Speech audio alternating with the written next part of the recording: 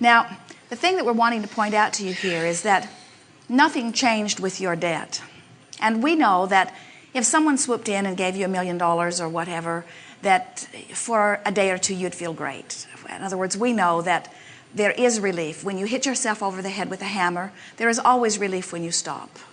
And we understand that if the debt would just evaporate, that you think that you would feel some relief. Esther has been very diligently pulling the figures together to give to the accountant for income taxes.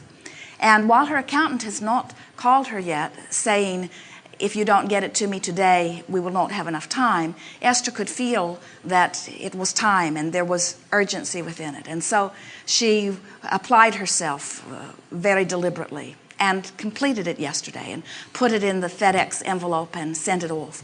And as they dropped it in the FedEx box, Esther stood there expecting a rainbow to appear or music to sing down from the heavens. She thought her heart would jump with joy. She thought that the relief would be palpable. And she just sort of stood there and she said to Jerry, nothing. I didn't get anything. And Jerry said, what do you mean? Esther said, I thought I would feel huge feeling of relief. And we say, she was enjoying the process in a different way this year. In other words, she was not hitting herself over the head with a hammer this year as she has before. In other words, she did a better job of segment intending. She said, this is what I will do today. And she did her best to do each part. She did not let the big, unfinished thing loom in the way that she often has. She took it more in bite-sized pieces and actually enjoyed the journey, actually came up with clear ways of doing it, and is sure about what she has done than ever before, and left a traceable track about everything that was done in a better way than ever before. In other words, she was actually feeling quite invigorated. She was feeling very smart of herself, that she was able to figure it out, and she even wrote a new little program that made it easier as she went along the way. In other words, it was actually a much more fulfilling experience than Esther would ever want to admit that it was. In other words, it was something that gave her something to think about. It took her mind off other things. She was proud of the way that the staff and everyone had interacted with it. She was pleased with the processes and how it all fit together. She was actually pleased with the results. She was pleased that they had paid the estimated taxes appropriately. In other words, everything about it felt good. And as she stood there expecting to feel huge relief and didn't find it, we say to her, maybe this was not the struggle that it has been before. And that's what we're wanting to say to all of you about all of these things. Don't find a way to make these things that you've been defining as a struggle, not a struggle. Find a way to say, this is just something that I'm doing. This is my campaign for becoming debt-free. And no one's ever enjoyed a campaign of becoming debt-free who wasn't really under enormous debt. In other words, make a game of it. Make fun of it. See it as the process. We promise you that you never get it done. And don't let someone else's opinion of where you stand taint your opinion of where you stand. Continue to remind yourself that you are a very good person and that you always do what you say you're going to do and that you mean well and you always choose what is most appropriate from your perspective and that you mean to do the best for everyone and that you don't want to leave anyone holding the bag. In other words, keep reminding yourself that you are a stable, solid person, and as you keep activating that within you, you will find yourself having fun in the process of diminishing this debt.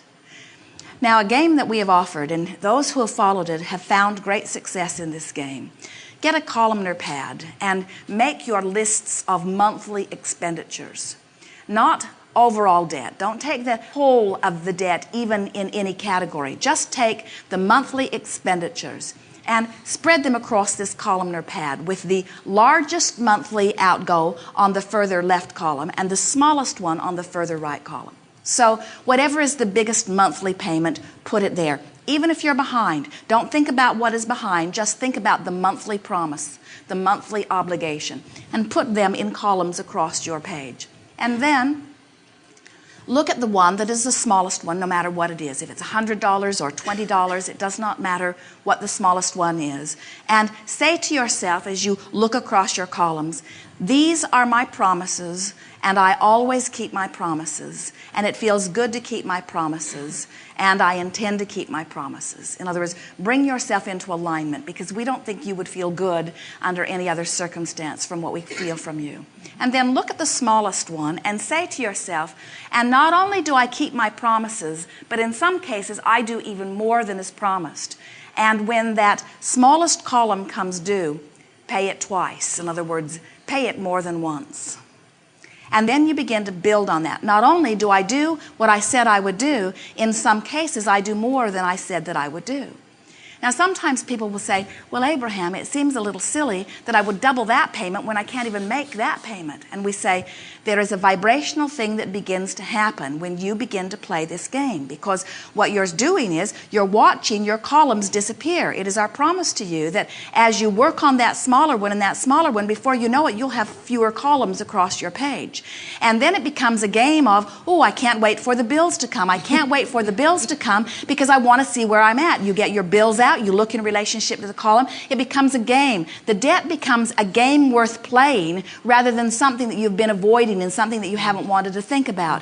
And when you begin to sort of tackle it and get involved in it and play the game, what happens is you click back into your vibrational alignment, because this is the promise you intended to make. In other words, this is the promise that you made when you made those responsibilities. You never said, I'm going to accept these dollars from you and I'm going to pay them for a little while, but then I'm not going to pay them. You never said that. And if you find yourself doing that, that is bothering you. So when you get into this game, you begin to feel better. And then as people say to you, people who know of you, people who you have trained to know how you feel about this subject, as they say to you, how are you doing? You say, great. They say, last time I talked to you, you were really worried about money. You say, oh, that's over. They'll say, oh, what happened? Did you win the lottery? Did someone die? Did you get a big inheritance? And you say, no, I just got it under control. I'm back in charge. Things are lining up for me. You just begin practicing that. Things are lining up for me. No, I've got a plan. It's all working out. And what begins to happen is, once you get into that place, dollars that have been wanting to come in begin coming in. People that owe you money begin paying you money. New clients begin coming to you that weren't in the offing. In other words, money cannot come to you. People who are clients who will bring dollars to you cannot come to you when you have this vibration that says, I have enormous debt. You get that? Yes. So just relax, be playful about it, and play the game. And when you're not playing the game, do your best not to think about it. Or when you're not playing the game, think about playing the game. Or when you find yourself worrying about debt, instead play the game. It is our promise to you, if you take the time to lay everything out on the table, write it all down in columns, sort of get everything organized, even though you do not right now have the ability to pay, your plan to pay will bring the money. Your plan to pay will bring the money. Because this is a new attraction. I want to play this game. I want to play this game. I want to pay you and you and you and you and you and you and you and you and you. I want to play this game, you see. And source energy feels you wanting to play the game. Everything lines up within you. Dollars begin to flow. It is our promise to you. Yes. Thank you. Yes. Enough? Yes. Very good. Yes.